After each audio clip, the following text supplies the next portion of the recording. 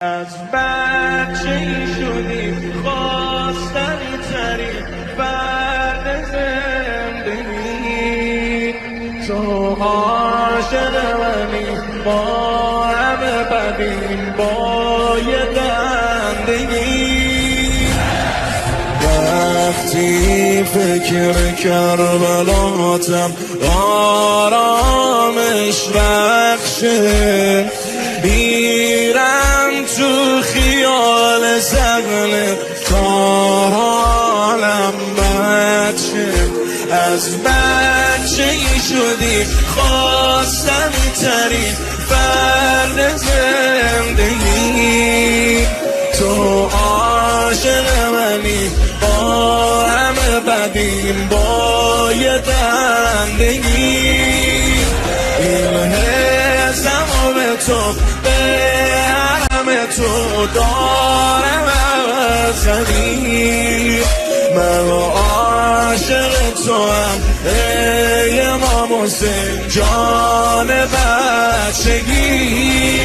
دل واپسه صبور منی، نیاز من و ضرور منی، من آرامشم به دست توه، بمون واسه یه دلی که مست توه، بمون واسه یه دلی که مست توه. حسین جان من، حسین جان من، حسین جان من، حسین جان من، حسین جان من، حسین جان من، حسین جان من.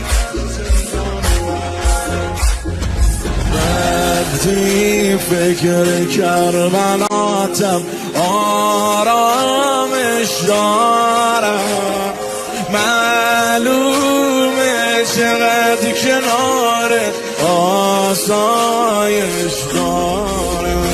هر لحظه که برم فرصتی برای دوباره نیست، انسانی الان تنگ دلم و راه چاره نیست. از فاصله دور دستمو ببین روی سینمه، در دادن سلام حاجتی برا استخاره نیست. مرید تو هم مراد منی، تو شمس من و اماد منی، منم ناخلم تو نوح منی، تو جان و جهان من، تو روح منی، تو جان و جهان من، تو روح منی، تو دل واپسه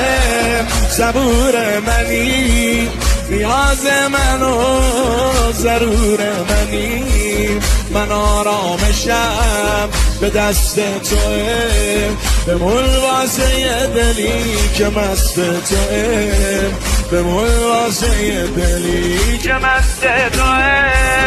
حسین جان من، حسین جان من، حسین جان من، حسین جان من، حسین جان من، حسین جان من، حسین جان من.